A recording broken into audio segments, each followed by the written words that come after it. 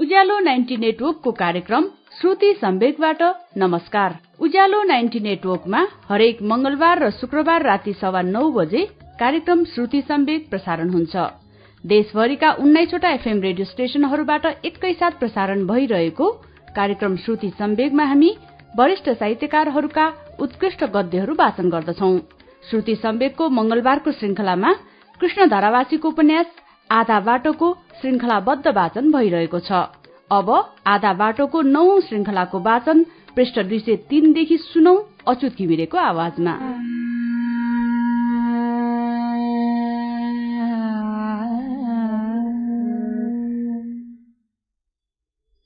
जा जा रे अपनी मंदिरवा जा जा रे अपनी मंदिरवा जा जा रे अपनी। पढाइ पूरा गरी घर फर्किएर त आए, तर पढाइ सक्नु नै ठूलो कुरा थिएन।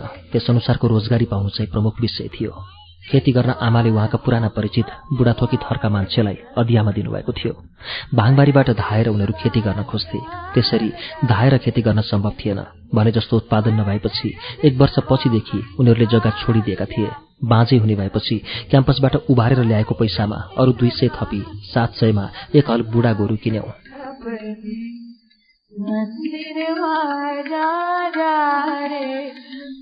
म बिस्तारै बुढा गोरु जोत्न थालेँ। कहिल्यै हलोको अनौ पनि नसमातेको मलाई हलो जोत्न साह्रै गाह्रो भयो। सबैभन्दा गाह्रो त हलोको फालीलाई गोरुको खुट्टामा लाग्नबाट जोगाउनु हुँदो रहेछ। अझ लुडी पल्टाउन त साह्रै कठिन काम। हलो लुडी माथि माथि नै कुद्न खोज्थ्यो। बडा दुःखले त्यो वर्षको मकै छरे, तर मबाट त्यत्रो 2 बिघा जमिन जोतिनु सम्भव थिएन। मैले हलो जोतेको देखेर आमा साह्रै पिरो लिनुहुन्थ्यो। म जस्तो दुब्लो र लुते छोराले जोतेर पाल्छ भन्ने उहाँलाई विश्वास नै थिएन। त्यसैले एक दिन एउटा सानो सानो तर झण्डै मेरै उमेरको चन्द्रबहादुर कार्की नाम गरेको केटो काम खोज्दै आइपुग्यो। ढुङ्गो खोज्दा देउता भेटे चाहिँ भयो। महिनाको 50 रुपैयाँ र खाना लगाउन दिने शर्तमा 1 वर्षका लागि हामीले उसलाई काममा राख्यौं।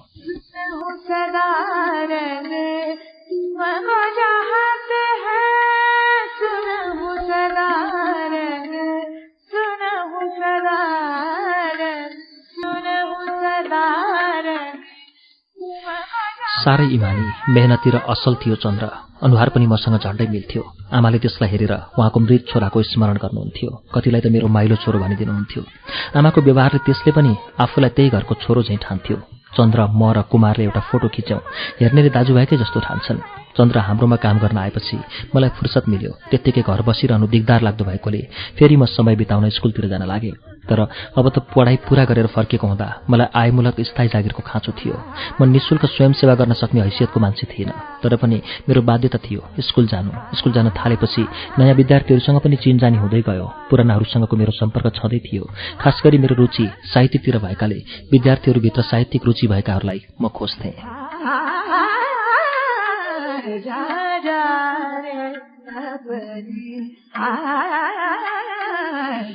विद्यालयमा म नियमित रूपमा जान्थेँ, पढाउँथेँ। फेरि पनि पुरानो ठाउँमा ट्युसन प्रारम्भ गरेको थिएँ। नियमित रूपमा विद्यालयमा काम गरे पनि विद्यालय प्रशासनले सामान्य पारिश्रमिकको समेत प्रबन्ध गरेको थिएन। विद्यालयमा पढाउन्जेल पढाउने विषय, सर, विद्यार्थीहरूको सङ्गतले मन हलुका हुन्थ्यो। तर जब विद्यालयको गेट बाहिर निस्कन्थेँ मन त्यसै गरौँ भएर आउँथ्यो। अझ जब टिफिनमा वा छुट्टीमा बजार पस्दै र आमालाई एउटा सानो खाटमा एउटा सानो ढकीमा आधा किलो जति चुर, 1 आँटी सुर्ती, आधा ढ्याप जति चुर बेर्ने पेपरका छेउमा बसेर सडकमा ओहोरदोहोर गर्ने प्रत्येक मानिसको अनुहार हेरिरहेको, छिनछिनमा चुर सल्काएर तानिरहेको र दिनभरिमा 15-20 रुपैयाँको पनि बिक्री गर्न नसकेको र भरेर भोलि बिहानको छाकको व्यवस्था गर्न कठिनाई परेकोलाई एकैचोटि देख्थे अनि मन भरङ्ग भएर आउँथ्यो।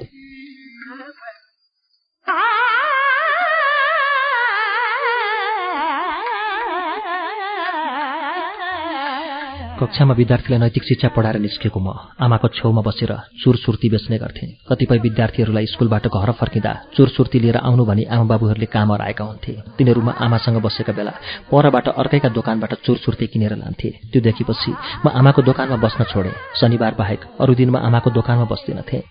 सधैँ स्कुल गएर पनि 1 पैसा नलिई महिना बित्दा पनि कहिल्यै आमाले मेरो कमाई खोज्नु भएन।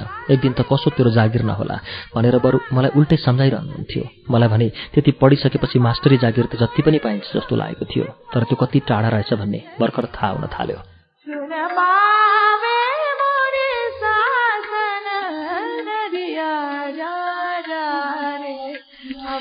38 सालको अन्त्यतिर प्राविका शिक्षक जितबहादुर भुजेलले लामो बिदा लिए। उनको ठाउँमा मलाई लिएन पदमा राखियो र प्रावि दरबन्दीको तलब दिन थालियो। साह्रै खुसी भएँ। आमाले भन्नुभयो, म त भन्थेँ नि एक दिन जसरी भए पनि हेडसरले तँलाई जागिर लगाइदिन्छन्।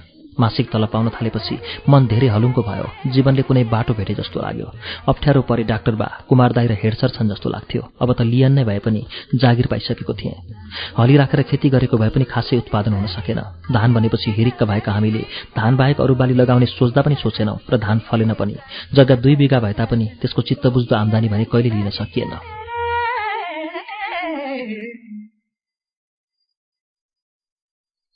2038 साल प्रारम्भ भएदेखि नै विद्यालयका छात्रहरू भेला गरेर हरेक शनिबार साप्ताहिक कोठे गोष्ठीको कार्यक्रम प्रारम्भ गरेको थिएँ। छुट्टीको दिन भए तापनि विद्यार्थीहरू भेला हुन्थे। विद्यालयको मैदानको एक किनारमा एउटा कदमको रुख थियो। त्यसैको फेदमा हरेक शनिबार भेला भएर हामी साहित्य गोष्ठी गर्थ्यौँ। कथा, कविता, निबन्ध आदि विभिन्न विधाहरू त्यहाँ पढिन्थ्यो। बिस्तारै यो प्रचार हुँदै गएपछि स्थानीय साहित्यकारहरू र अभिभावकहरू पनि हप्ताको एक दिन भेला हुन थाले। यसरी भेला हुनेहरूमा हाम्रा अग्रज कवि शिवप्रसाद दाहाल, रोहिणी विलास सुनैटेल, मोहन प्रसाद घिमिरे, रुद्र खड्का आदिहरू थिए। सुरेन्द्र बुढाथोकी अश्रु, गौरीशंकर श्रेष्ठ आदि भूपू विद्यार्थी दाईहरू पनि उपस्थित हुन थाले। यसरी क्रमशः हाम्रो साहित्यिक कार्यक्रममा गुणात्मक र संख्यात्मक रूपमा वृद्धि हुँदै गएपछि हामी झन् हौसिँदै गयौँ। कहिलेकाहीँ बिर्ता मोडतिरबाट केशव आचार्य, मदन ढकाल, गोपीकृष्ण खनालहरूलाई पनि बोलाउन थाल्यौँ। यसो गर्दा गर्दै एक बेलामा कुरा चल्यो। अब एउटा साहित्य र संस्कृतिका क्षेत्रमा विशेष काम गर्ने संस्था खोल्नु पर्यो, जुन संस्थाले यस क्षेत्रको साहित्यिक र सांस्कृतिक गतिविधिलाई अघि बढाउँछ।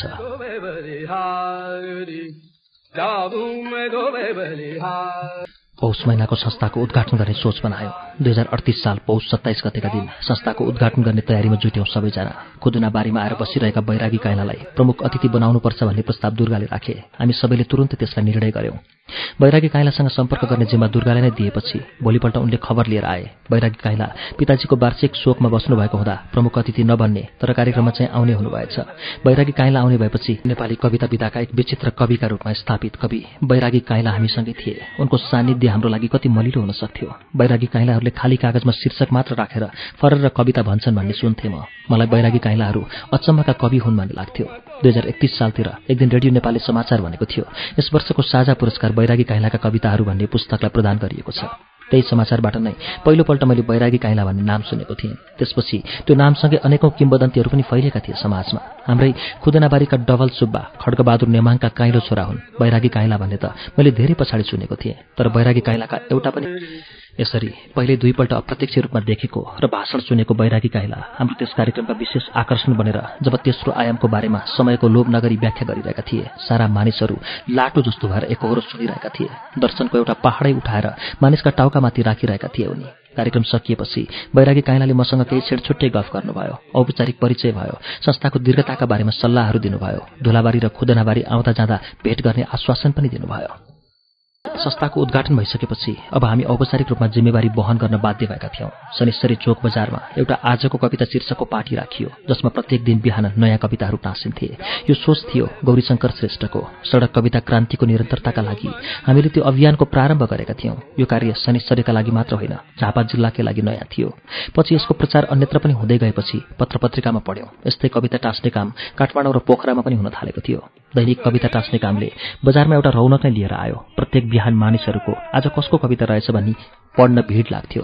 दिन प्रतिदिन प्रतिस्पर्धात्मक रूपमा कविताहरू आउन थाले। त्यस पार्टीमा कविता टाँस्ने निरन्तरताको जिम्मा गौरी जग्गाको क्षेत्रफल प्रशस्त भएर पनि त्यसलाई व्यवस्थित गर्न नसक्दा हामीलाई त्यो जग्गा सुरुदेखि नै हुनु र नहुनु एकै जस्तो भएको थियो। जग्गा किनेदेखि त्यसमा श्रम धेरै खर्च भए पनि आम्दानी लिन सकिएको थिएन।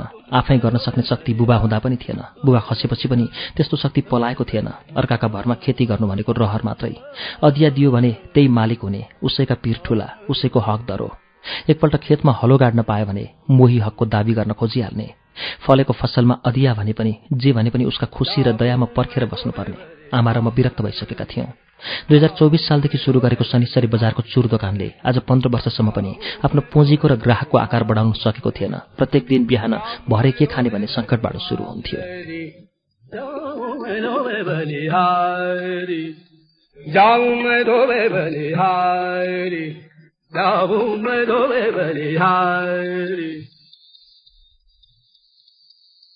एकातिर उब्जनी छैन, अर्कोतिर समाज छैन। हामीलाई अब सात पत्रेमा बस्नु साह्रै नै सकस भयो। अनि एक दिन आमा र मैले सल्लाह गर्यौं, यो जग्गाबाट भने जस्तो आम्दानी पनि हुँदैन, डाँडो छ, पानी कतैबाट लाग्दैन, कहिले खाना पनि पुग्दैन, बरु यसलाई बेचौं र 2 बिघाको बदला 1 बिघा भए पनि पानी लाग्ने खेत किनौं। हाम्रो सल्लाह तुरुन्त मिल्यो। हामीले सल्लाह गर्यौं 16,000 रुपैयाँ बिघा भन्नुपर्छ, 15 दिए भने दिनुपर्छ।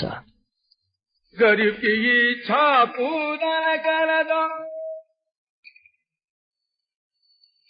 गरिब की इच्छा पूरा कर दो।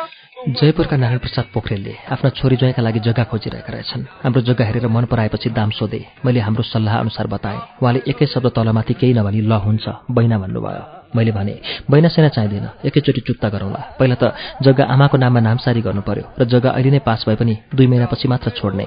मेरा सबै कुरा उहाँहरूले मान्नुभयो। त्यति सजिलै जग्गा बिक्छ भन्ने आमा र मलाई लागेको थिएन।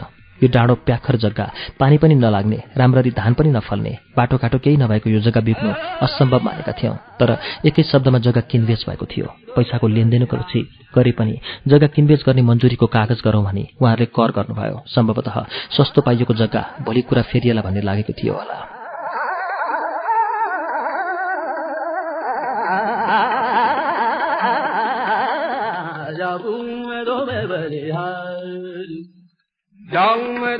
सन्तलाल गट्टानीको गद्दीमा भेला भएर त्यही बैनाबट्टाको कागज भयो। मैले पाउनुपर्ने पैसा मेरै अघि उहाँहरूले सन्तलाल गट्टानीलाई मेरो नाममा खाता खोली राख्न दिनुभयो। 7 दिनभित्र पास गर्ने शर्त अनुसार बुबाको नामबाट आमाको नाममा धनी पूर्जा नामसारी गरी जग्गा बेचिदियौं। जग्गा त हामीले उहाँहरूलाई पास गरिदियौं, तर पैसा भने हाम्रो हातमा परेन। सबै पैसा सन्तलाल गट्टानी कहाँ जम्मा गरिदिएर उहाँहरूले सन्तलाललाई भन्नुभयो, यिनीहरूलाई तपाईले पैसा नदिनु, यिनीहरूलाई जग्गा बेच्ने मान्छे लिएर आएपछि त्यस मान्छेका हातमा पैसा हालिदिनु। अब हामीले हाम्रो जग्गा अर्काका नाममा राजीनामा गरिसकेका थियौं। जग्गा बेचेको पैसा हामीलाई नदिई एउटा मारवाडीको जिम्मामा राखिदिएका छन्। त्यत्रो ठूलो निर्णय गर्न लाग्दा मैले डाक्टर बा, कुमार दाई कसैलाई सोधिन। काम राम्रो भयो कि नराम्रो, अब जग्गा कता खोज्ने, मारवाडीले पैसा दिने हो कि होइन, अनेक शंका उपशंका र डर लाग्न थाल्यो।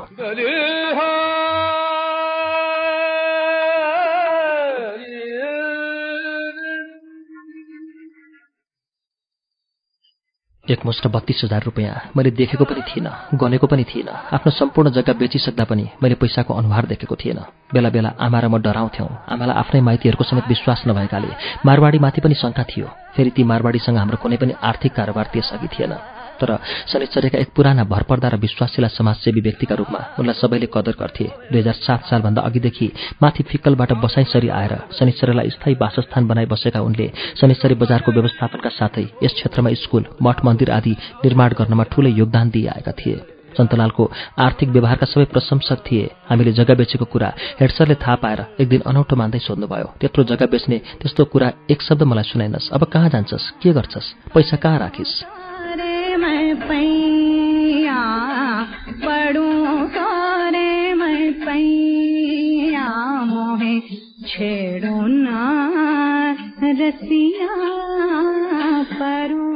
पैसा सन्तलाल कहाँ राखेको छ भन्ना साथ उहाँ सन्तुष्ट हुनुभयो।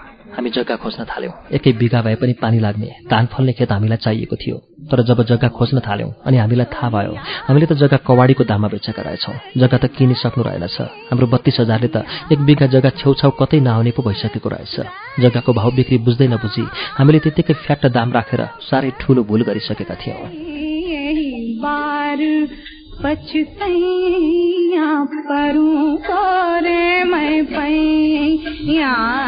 तर जे भए पनि हामीले बासको बन्दोबस्त गर्नु थियो। शनिश्चरी छोडेर हामी बाहिर टाढा जाने कुरै थिएन। आमालाई दोकान र मलाई स्कुल नजिक हुनै थियो। बजार वरिपरि हाम्रो पैसा कतै नबिक्ने भयो। पाइएको 2 महिनाको म्याद सकिन लागेको र बर्खा सुरु हुन थालेकाले बस्ने टुङ्गो त गर्नै पर्ने थियो। घर बनाउनु थियो, सामग्री जुटाउनु थियो। भनेको जस्तो ठाउँमा जग्गा नभेटेपछि बस्दै गर्न पहिला एउटा घरभित्ताको बन्दोबस्त गर्नुपर्ने सोची 12,000 मा सिनेमा हल छेउमा एउटा सानो भुइँटाडे फुसको घर र 3 कट्ठा भिट्टा किन्यौं। जग्गा र घर किनेपछि बेच्नेलाई पनि साथै लिएर सन्तलाल कहाँ गई 14,000 रुपैयाँ निकाल्यौं। 14,000 मध्ये कति कति पैसा केमा खर्च गर्ने भन्ने योजना नबताई उनले पैसा दिएनन्। उनी सन्तुष्ट भएपछि हामीले 12,000 रुपैयाँ जग्गा बेच्नेलाई त्यही जिम्मा लगाई पास गर्न चन्द्रगढी झर्यौं।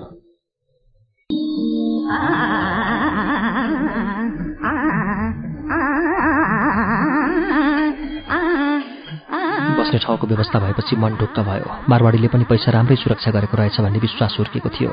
नयाँ घरमा बसाइ सरिसकेपछि अब फेरि धान खेतका लागि जग्गा खोज्न थाल्यौं, तर भनेको ठाउँमा हाम्रो पैसाले जग्गा किनिने कुनै सम्भावना देखिएन।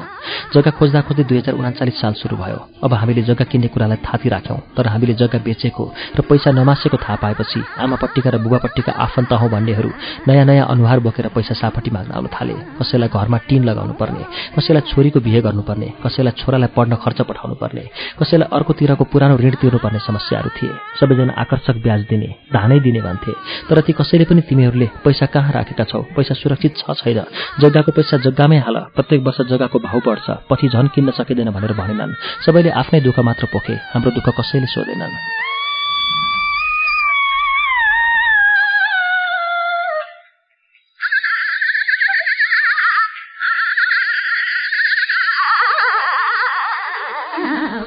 त्यसैले भिनाजुसँग समेत सरसल्लाह गरी एक ठाउँमा ब्याज मरौनीमा 13,000मा 14 कट्ठा जमिन लियौं। बाँकी 7,000 रुपियाँ भिनाजुले नै चलाउनु भयो। जग्गा ब्याज मरौनीमा त लियौं, तर अब फेरि खेती कसरी गर्ने, गोरु हाली खोइ, जग्गा लिनै पर्छ भन्ने मानसिकताले जग्गा लियौं, तर लिइसकेपछि फेरि छक्क पर्यो। अब कसले खेती गर्छ? अनि त्यो ब्याज मरौनी जग्गा फेरि कर्कालाई अधिया दियौं। हामी आफैलाई आफ्नो मूर्खताको ज्ञान भयो। यसरी 7 पत्रेको 2 बिघा जग्गा बेचेको पैसालाई त्यो वर्षको लागि ठेगान लगायौं। सबै पैसा तह लगाइसकेपछि मात्र एक दिन मैले डाक्टर बालाई जग्गा बेचेको कुरा सुनाएँ। पहिला त उहाँ झस्कनु भयो। मैले पहिले यो कुरा सुनाउनु पर्थ्यो, तर जग्गा बेच्न दिनुहुन्न होला भन्ने डरले नै त्यो कुरा नसुनाएको थिएँ। अनि मैले जग्गा बेच्नुपर्ने सबै कारणहरू, त्यसबाट आएको पैसाको व्यवस्थीकरणका बारेमा बताएपछि उहाँ सन्तुष्ट हुनुभयो। डाक्टर बालाई सन्तुष्ट गर्न सकेकोमा म आफै हर्षित भएँ।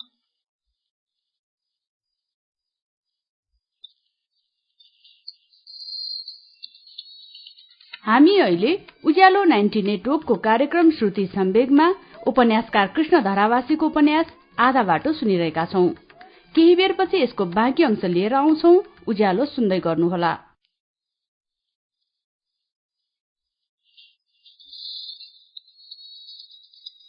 कार्यक्रम श्रुति सम्वेग तपाई अहिले उज्यालो 90 नेटवर्क काठमाडौँ सँगै इलाम एफएम, झापाको एफएम मेचिट्युन्स, बर्दिवासको रेडियो दर्पण, दोलखाको कालिन्चोक एफएम, वीरगंजको नारायणी एफएम, हेटौडा एफएम, चितवनको रेडियो त्रिवेणीमा सुनिरहनु भएको छ। त्यसैगरी तनहुको महादिसेती एफएम, कपिलवस्तुको रेडियो बुद्ध आवाज, फलेवासको रेडियो पर्वत, गुल्मीको रेडियो रेसुङ्गा, पोखराको रेडियो तरंगमा पनि श्रुति सम्वेग सुन्दै हुनुहुन्छ। अनि रेडियो प्युठान, दाङको रेडियो मध्यपश्चिम, भेरीको रेडियो कोहलपुर, सल्यानको रेडियो राप्ती, सुर्खेतको रेडियो भेरी र जुम्लाको रेडियो कर्णालीबाट पनि अहिले एकैसाथ श्रुति सम्वेग प्रसारण भइरहेको छ। श्रुति सम्वेगको आजको श्रृंखलामा हामी कृष्ण धरावासीको उपन्यास आधा बाटो सुन्दैछौं। त्यसै वर्ष माघ 25 गतेका दिन दिउँसो मोहन जोशी, शेखर अधिकारी, वासुदेव ढुङ्गेल र म साइकलमा बुधबारे पुग्यौं। बुधबारेमा भिनाजुलाई भेटेपछि त्यतैबाट अस्थिको ठूलो आँगनतिर लाग्यौं। त्यस घरमा हामी पुग्दा केही अरू मान्छे पनि भेला भएका थिए। तीमध्ये एकजना म जस्तै होचा होचा अलिक लामो नाक भएका गफाडी बुढा मान्छे पनि थिए। परिचयपछि थाहा भयो बुढा रहेछन् केटीका बाबु टीकाराम पोखरेल। केटी देखेको छैन, कुरै कुरामा कुरा छिनियो। हेड सरले केटी निकाल भन्नुभयो, तर केटी केही गर्दा निस्कन मानिन। केटीलाई लिन जानेहरूले खबर ल्याए, केटी त आल्नापछि लुकेकी छ, आउन मान्दिन, केही पनि बोलिन। मनमा लाज जस्तो पलाएको थियो, सँगसँगै नम्रतालाई सम्झिरहेको थिएँ। कुरो दुई किसिमले टुङ्गियो। मेरो विवाह हुने नै भयो र 2 मा विवाह आउँदो फागुन 6 गते शनिबारको लगनमा हुने भयो। मलाई त्यहीँ छोडेर जोशी सर र वासुदाई फर्किए। शेखर दाई र म बस्यौं। भोलिपल्ट बिहान केटीका बाबुले हामीलाई पछि लगाएर उहाँकै सम्धि कहाँ लिएर जानुभयो। उहाँको सम्धि राम्रो ज्योतिषी भएकाले त्यहीँ लगेर मन्त्रतन्त्र पाठ गर्दै मेरो हातमा जनै सुपारी राखिदिए।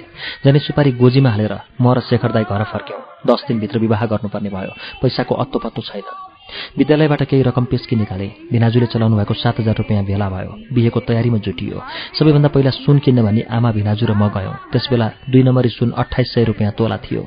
सुनारका रेडिमेड 2 नम्बरी सुनका गहना छान्यौं। कपालमा लगाउने क्लिप 2 थान, कानमा लगाउने लुर्का 2 थान, तिलहरी 1 थान, औँठी 1 थान, फुली 1 थान गरी जम्मा 5 खालका गहना छानेर जोख्दा 14 आना भयो। बेहुली पहेलै हुने परिन्। हतार हतार लुगाफाटा खानेकुरा आदि किनियो। व्रतबन्ध गर्ने काम बाँकी नै थियो। विवाहको अघिल्लो दिन व्रत फागुन 7 गते प्रजातन्त्र दिवसका दिन मेरो घरमा एउटा नयाँ पाहुनालाई घरको सदस्यका रूपमा भित्राइयो। जन्तीहरू बेहुली घरमा हुलिदिएर हिँडे। अब बेहुली हेर्नेहरूको ताती थियो। स्कुलका छात्राहरू पनि हुद्दाका हुद्दा कृष्ण सरकी बेहुली हेर्न आइरहे। त्यही हुद्दामा मिसिएर मेरी साथी नम्रता पनि आएकी थिइन्। साँच्चै भन्नुपर्दा बेहुली हेर्न आउनेहरूकै हुलमा मिसिएर बेहुली हेर्नु जस्तो भएको थियो मलाई। म स्वयंले बेहुलीको अनुहार राम्ररी देखेको थिइनँ। त्यही रात अगेनामा बत्ती सल्काउन निहुरिँदा देखिएको नाक मात्र सबुत थियो। कुरा छिन्न जाँदा पनि देखिएको थिएन। बिहेको जग्गामा बेहुलीको अनुहार देखिने कुरै आएन। वास्तवमा म पनि कता कताबाट कामको व्यस्तताभित्र मिसिए जस्तो गर्दै बेहुलीको अनुहार हेरिरहेको थिएँ। आज सम्झँदा अचम्म लाग्छ, हिजो अस्ति 40 सालमा पनि बिहे गर्न केटा र केटीले हेराहेर गरिरहनु जरुरी मानिएनछ। तर केटीको अनुहार राम्ररी देखिसकेपछि मलाई मनमा कता कता साह्रै कलिली केटी बिहे गरेर ल्याइएछ जस्तो लाग्यो। 20 वर्षभन्दा तलका केटी वास्तवमा बिहे गर्ने उमेरकै हुँदैनन्, तर मैले आफ्नै बिहेप्रति उदासीनता देखाउँदै त्यति कलिली केटी भित्राउन पुगेको थिएँ। बेहुलीलाई देख्दा कक्षा 6-7 का आफ्नै छात्राहरूको सम्झना भएर आयो। भित्र मनमा कता कता एक किसिमको ग्लानी जस्तो भयो। साह्रै कलिली केटी बिहे गरेछ किस्नेले भन्ने प्रतिभाहरू पनि। बिहे गर्नुपर्ने कुरो उठेपछि बिहे सम्बन्धी मेरो एउटा प्रस्ताव चाहिँ थियो। मैले भिनाजुलाई भनेको थिएँ, केटी साधारण पढे लेखेकी भए हुन्छ, मलाई घर चलाउने केटी चाहिन्छ, जागिर खाने होइन। आमा हुनुहुन्छ, साना भाइ बहिनीहरू छन्, तिनीहरूलाई सहयोग गर्ने केटी भए हुन्छ। पढेकी केटीलाई जागिर कहाँ लगेर खुवाउनु? आफ्नै जागिरको टुङ्गो छैन। सजिलो बनाइदिएको थिएँ भिनाजुलाई केटी खोज्न। नपढेकी केटी पढेका केटालाई जसले पनि दिइहाल्थ्यो नि। त्यही भएर मैले केटी भेटेछु। म पढेको थिएँ। सीताजी कक्षा 7 को नेपाली पुस्तक सस्वर वाचन गर्ने 16 वर्षकी कान्छी छोरी। उहाँहरूले धन सम्पत्ति केही नहेरी केटाको पढाइलाई मात्र हेरेर केटी बिहे गरेर बेहुली त भित्राइयो। 2-4 दिन बिहेकै लागि जोरजाम गरेको कुराले पूर्ति पार्ती गर्यो। तर त्यो सकिएपछि भने फेरि पुग्यो 1 किलो चामल र 8 आनाको चिनी किन्ने औकातमा। नुन, तेल, चामल, तरकारी, साबुन आदि कुराहरूको पनि घरमा अभाव हुन्छ भन्ने नजानेकी नयाँ दुलै कति बेला चामल आउँछ बजारबाट भनेर पर्खन घरमा थालिन्। घरका हामीहरू बीचमा त यो नयाँ कुरा थिएन, बानी परेको कुरो थियो। तर नयाँ बेहुलीका अघि साँझै पछि कुदेर गएर 1 केजी चामल किन्ने अवस्था मेरा लागि साह्रै लाजमर्दो थियो। हिन्ता बोध थपिँदै थियो मलाई। धनी परिवारकी छोरी बिहे गरेकोमा पीडा भइरहेको हो। तर अचम्म थियो, दुलैले कहिल्यै यस विषयमा कुरा गरिनन्। जे जस्तो हुन्छ चुपचाप काम गरिरहन्। एउटी सानी 16 वर्षकी बालिका महिला भएकी थिइन् र यस घरकी जेठी बुहारी हुन आएकी थिइन्। मलाई मनमा धक लाग्थ्यो, कुन दिन चाहिँ यस केटीले मनको पीर पोख्ने हो र त्यो दिन कसरी सम्झाउने हो। तर त्यस्तो दिन कहिल्यै आएन। माइतमा गएर पनि उनले यी कुरा गरेको छनक पाइन। ससुराली जाँदा पनि आर्थिक समस्याका कुराहरू कहिल्यै उठेनन्। महलबाट फुटपाथमा आएकी त्यस केटीले मेरो जीवनमा नसोचेको परिवर्तन लिएर आई। घर परिभित्र र छरछिमेकमा सबै खुसी थिए, आफन्तहरू पनि प्रसन्न थिए। किन सीताजी बेहुली भएर हाम्रा घरमा बस्नु एउटा लक्षणले प्रवेश गरेको जस्तो भयो। विवाहपछि प्रत्येक घरमा देखा पर्ने वाद विवाद, झगडा, मनमुटावहरूको मलाई डर थियो। तर त्यसको भने मैले कुनै दिन पनि सामना गर्नु परेन। कहिलेकाहीँ एक्लै रोइरहेको भने म भेट्थेँ, तर रुनुको कारण सोद्धा कहिले मैले त्यसको जवाफ पाइनँ। सम्झाउँथेँ, यसरी एक्लै रुनु र मनमा कुरा खेलाउनु हुँदैन, मलाई भन्नु, तर उनी नरुनु खोजेर हाँस्न खोजेर टार्थिन्। त्यति सानो उमेरकी केटीमा त्यस्तो परिपक्वताको त आशै गर्न सकिँदैन। तर मलाई अचम्म लाग्यो उनको त्यो स्वभाव। विवाह भएको 15औं दिन बेलुका मैले एउटा कथा लेखेँ। झन्डै 1-1.5 महिनादेखि मैले केही लेख्न सकेको थिएन। त्यो दिन लेखेको कथाको शीर्षक थियो बो छाड्नुहोस् ती पुराना कुराहरू। मैले सीताजीलाई त्यो कथा पढेर सुनाएँ। कथा सुनेर उनी मसँग नराम्रो गरी रिसाइन्, रोइन् पनि। मैले उनलाई कति सम्झाउन खोज्दा पनि सम्झाउन सकिनँ। त्यो कथामा विवाहित एउटी युवती आफ्ना छोराछोरी नभएको कारण देखाई अर्को एउटा बुढो मान्छेसँग पहिलो गएको र पछि पछुताएको प्रसङ्ग छ। कथाको प्रस्तुति आत्मपरक छ।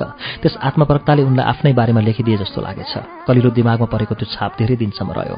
तर म निरन्तर लेखिरहने, अनेक थोक लेखिरहने। आत्मपरकताको शैली नै मेरो प्रमुख शैली भएकाले पछि उनले बुझ्दै गइन्। पछि त उनीले थीमहरू दिने, विचार दिने, आइडिया दिने गर्न थालिन्। लेखेको रचना उनलाई सुनाउनै पर्ने, बुझाउनै पर्ने हो। राम्रै लेखक हुँ, कवि रहेछु भन्ने उनले बुझिसकेपछि मलाई सजिलो हुन थालेको थियो। मेरो साहित्यिक साथीहरूको आवत जावत उठबस भइरहने। प्राय पाहुना भनेका यस्तै साहित्यिक साथीहरू हुन्थे। विवाह भएको पुरापुरी 2 महिना पनि पुगेको थिएन।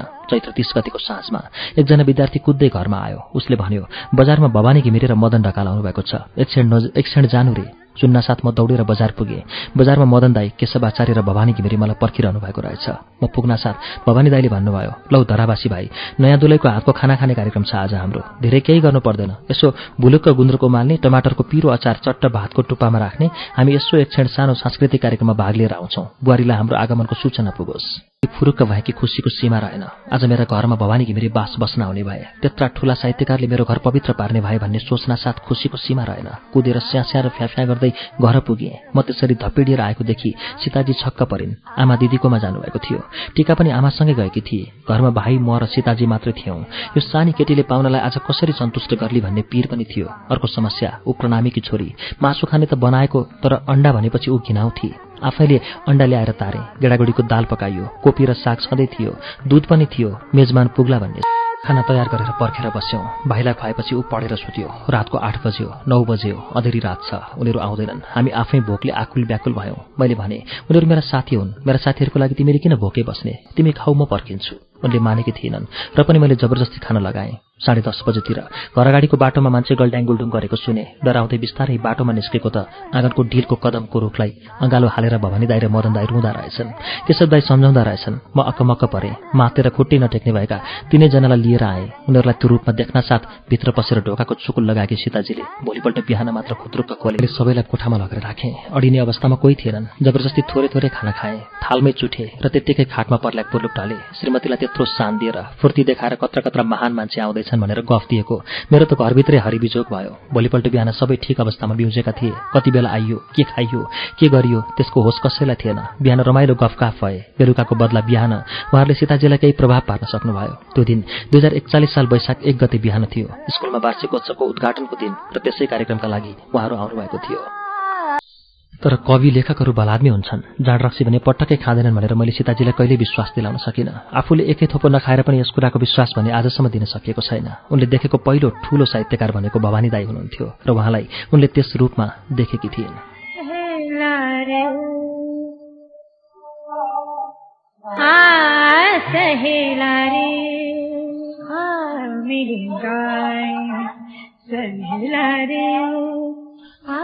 स्कुलको जागिरको अझै कुनै भर थिएन। शिक्षा आयोगमा प्रत्येकपल्ट फेल भइरहेको थिएँ। आफ्नो जानकारीमा आएका जहाँ जहाँ र जेमा विज्ञापन खोले पनि फारम भर्न थालेँ। अब मलाई पहिला जस्तो सजिलो थिएन। म विवाहित थिएँ। श्रीमतीपट्टिको एउटा ठूलो नातागोताको संसार पनि थपिएको थियो। सामाजिक इज्जतको प्रश्न पनि थियो। कुनै न कुनै राम्रो रोजगारी नपाए भविष्य अन्धकार थियो। परिस्थिति घर छोडेर हिँड्ने खालको पनि थिएन। पैसा पनि थिएन। मैले लोकसेवा आयोगमा भने कुनै फारम भरिन, तर अधिकार प्रत्यायोजित धेरै आयोगहरूमा भाग लिएँ। यसै सिलसिलामा 2041 सालमा कृषि विकास बैंकको अञ्चल कार्यालय चन्द्रगढीमा लेखापालको लागि विज्ञापन खोल्यो। फारम भरे। परीक्षा मङ्सिरमा थियो।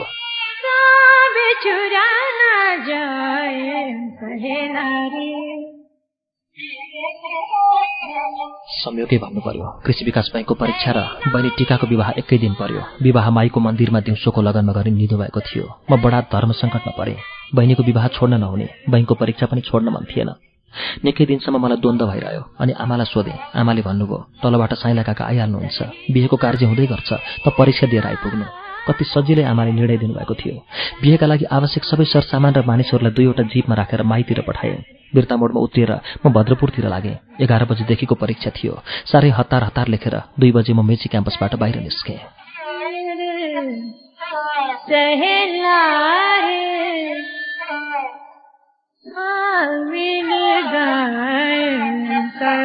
क्याम्पस मोडमा आएर बस त चढे नि, तर त्यो आएर आधा घण्टा जति बस्यो चन्द्रगढीमा। त्यहाँबाट बिस्तारै लोकल हुँदै आउँदै थियो।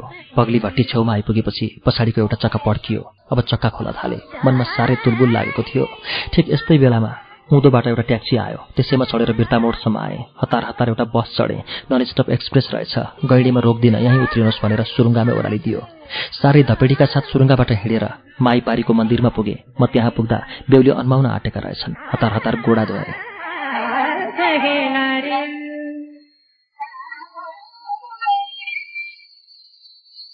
साह्रै नमजा लाग्यो। मन भावुक भएर आयो। यो बहिनीले आफू नपढेर घर थामेर मलाई पढाई, आमासँग कठिनका दुःखका दिनहरू बिताउँदै सारा कामहरू गर्दै मलाई केही काम गर्न नदिएर स्कुल र क्याम्पस पढाई।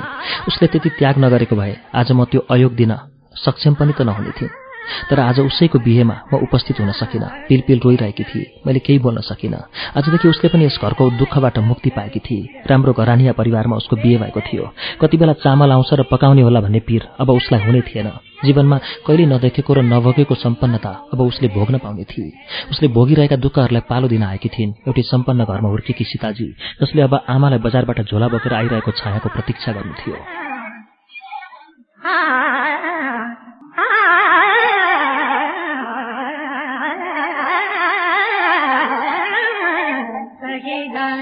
त्यस्तो दुःख गरेर दिएको कृषि बैंकको आयोगमा म फेल भएँ। पहिला मलाई आफ्नो क्षमतामा गौरव थियो। म निकै जान्दछु जस्तो लाग्थ्यो। तर जहाँ परीक्षा थियो त्यही फेल मात्र हुन थालेपछि अब आफैमाथि विश्वास हुन छोडेको थियो कि अब म केही पनि जान्दिनँ हो जस्तो लाग्न थाल्यो। जता जाँच दिए पनि फेल भएर फेरि त्यही स्कुललाई नै माया गर्नु थियो। स्कुल नै मेरो पछिसम्मको आधार होला जस्तो लाग्दै जान थाल्यो। तर लियनबाट अस्थायीसम्म पनि हुन सकेको थिएन।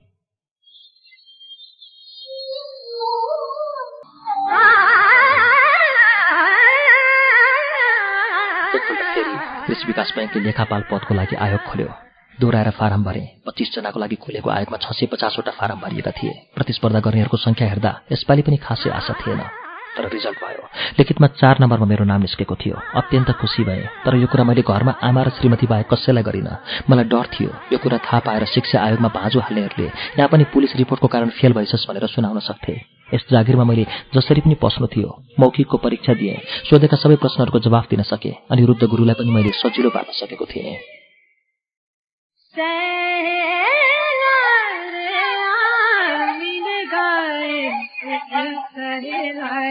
2043 सालको राष्ट्रिय पञ्चायतको चुनाव हुनुअघि नगेन्द्र प्रसाद रिजालको चुनावी सरकार गठन भएको बेला थियो। केन्द्रको दबाव अल्मलिएको बेला पारेर स्वात्तै रिजल्ट निकालियो। 1 नम्बरमा मेरो नाम थियो। खुसीको सीमा रहेन।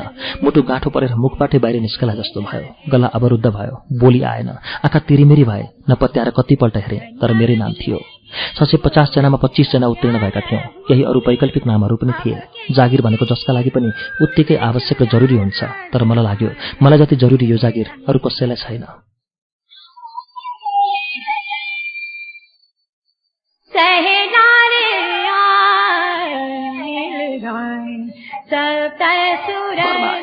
सबैलाई बताएँ। घरमा दशैं सम्पन्नताभित्रको चाड आए चाहिँ खुसियाली मच्चियो। सबको अनुहारमा चमक देखियो। हेड सर विदेशबाट फर्किएपछि मलाई ढुक्क लागेको थियो। बैंकमा नियुक्ति लिने अन्तिम मिति 2043 असार 2 गते थियो। सूचनामा स्पष्ट उल्लेख गरेको थियो अन्य कार्यालयमा कार्यरत कर्मचारीले त्यो कार्यालयबाट राजीनामा स्वीकृत गरेको जानकारी पत्रसहित आउनुपर्ने। मैले सबै सरहरूका बीच आफूले कृषि विकास बैंकमा आयोग उत्तीर्ण गरेको र अब नयाँ नियुक्ति लिन असार 2 गते जानुपर्ने सार्वजनिक गरेँ। मेरो कुरा सुनेर सबैजना एकैसाथ आश्चर्यचकित ढङ्गले खुसी भए। मेहनतको फल मिठो हुन्छ कसैले भने, धैर्य गर्न तिमीबाट सिक्नुपर्छ कसैले भने, ढिलै भो छोरो भो कसैले भने।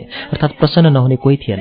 धेरै नै प्रसन्नता व्यक्त गर्नेमा छत्रमणि ढकाल, गंगा जोशी र सरोज ओली थिए। उहाँहरू सबैले खुसी व्यक्त गरेकोबाट मलाई ठूलो काम हुन सकेछ जस्तो अनुभव भयो।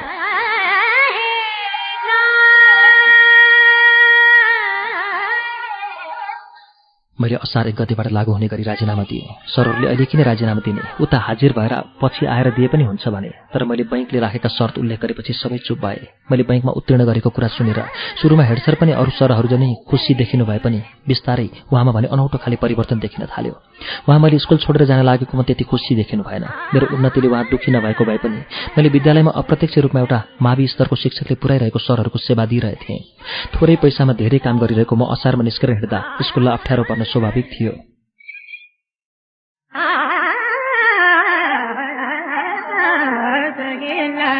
मैले 7 वर्ष काम गर्दा सञ्चित बिदा जम्मा 26 दिन मात्र बाँकी थियो। सबै सरहरू भन्थे सञ्चित बिदाको बिदा नलिएमा पैसा पाइन्छ। म अस्थायी शिक्षक, प्रत्येक महिना तलब थाप्यो सकियो। मैले जागिर छोडेर हिँड्दा विद्यालयबाट अतिरिक्त पाउने भनेको त्यही सञ्चित बिदाको पैसा थियो, तर त्यो पैसा दिन मिल्दैन भनेर हेडसरले दिनु भएन। मलाई पैसाको साह्रै नै लोभ त थिएन। हेडसरले जेसो गरे पनि उहाँले म प्रति गरेको सहयोगले नै जित्थ्यो। तर स्कुलबाट सदाका लागि बिदा लिएर हिँडिरहेको मसँग 200 रुपियाँ पनि गोजीमा थिएन। त्यो 26 दिनको बिदाको पैसाले नयाँ जागिरमा केही दिन पकेट खर्चको व्यवस्था हुन सक्थ्यो।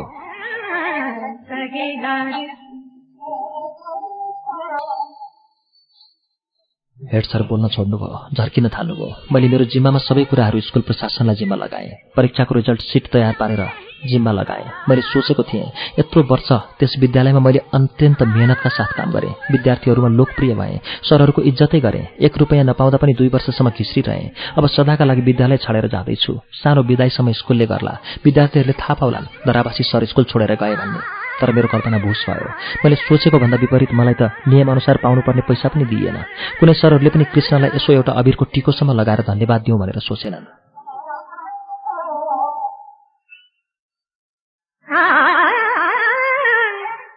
असार 2 गते मैले नियुक्ति पत्र लिन चन्द्रगढी पुग्नुपर्ने। असार 1 गतेसम्म मेरो राजीनामा स्वीकृति अर्थात् मेरो विदाईको कुनै चालचुल छैन। अघिल्लो दिन हेडसरसँग डराई कुरा गर्दा ल भोलि तेरो सब काम हुन्छ भन्नुभएको थियो। तर भोलिपल्ट असार 1 गतेका दिन हेडसर स्कुल आउनु भएन। मलाई साह्रै दुःख लाग्यो। मैले सहायक प्रधानाध्यापक अनिल प्रसाद मण्डललाई भेटेँ। उहाँले ठिकै छ म तिमीलाई बिदा दिन्छु भनी स्कुलसँग लिनु दिनु केही बाँकी नरहेको फरक पत्र दिनुभयो। त्यो पत्रलाई गोजीमा हालेर बाहिर निस्केँ। चौरभरि भुराहरू खेलिरहेका थिए। कक्षा कोठाहरूमा विद्यार्थी सदा झैँ पढिरहेका र सरहरू पढाइरहेका थिए। उत्तरतिर टाढामा पहाड उज्यालो हरियो देखिन्थ्यो। असारको दिनमा पनि आँखाभरि खाँदिँदै स्मरणका दृश्यहरू जंगल झैँ उभिए। 2025 सालमा एउटा हाफ पेन्ट सर्ट र खाली खुट्टा कालोपाटी लिएर पहिलोपल्ट यस चौरमा प्रवेश गरेको म अब निस्केर जाँदै थिएँ, चोर जस्तै लुसुक्क भागेर।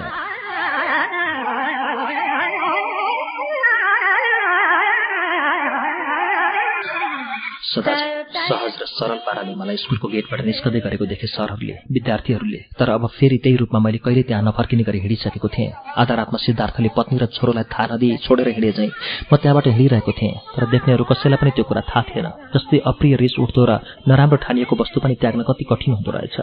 स्कुलको जागिर जब जब आयोग फेल हुन्थे मलाई बोझ झैँ लाग्थ्यो। एकैछिन त्यहाँ नबसौँ झैँ लाग्थ्यो। तर जब आज छोडेर हिँड्दै थिएँ मन भारी भएको थियो, रौँ रौँ जस्तो भएको थियो। यसरी म बिदाई भएँ 2043 साल असार 1 गते शनिश्चरी माध्यमिक विद्यालयबाट।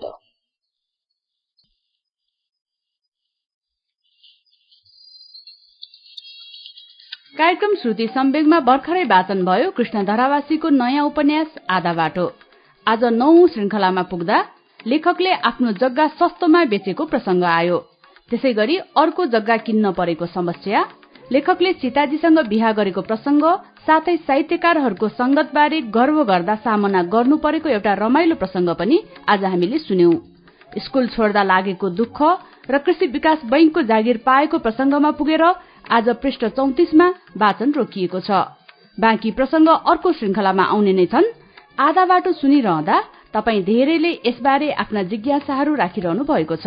तिनै जिज्ञासाहरू पूरा गर्न हामी चाँडै नै लेखक कृष्ण धरावासीसँगको कुराकानी मंगलबारकै श्रुति सम्वेगमा प्रसारण गर्नेछौं।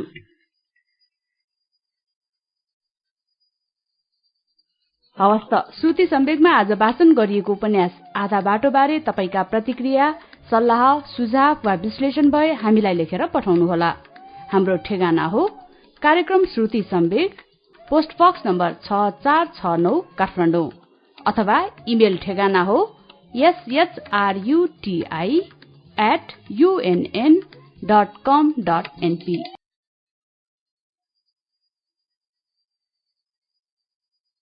आउँदो साता आजकै दिन आजकै समयमा कृष्ण धरावासीको आधा बाटोको अर्को श्रृंखला लिएर आउनेछौं।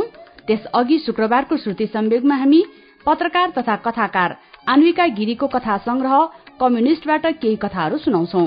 त्यसबेलासम्मका लागि प्राविधिक साथी दिनेश निरौला र सशिन्द्र गौतमसँगै अच्युत घिमिरे र म मन्टेश्वरी राजभण्डारी पनि बिदा पाऊँ। शुभरात्री।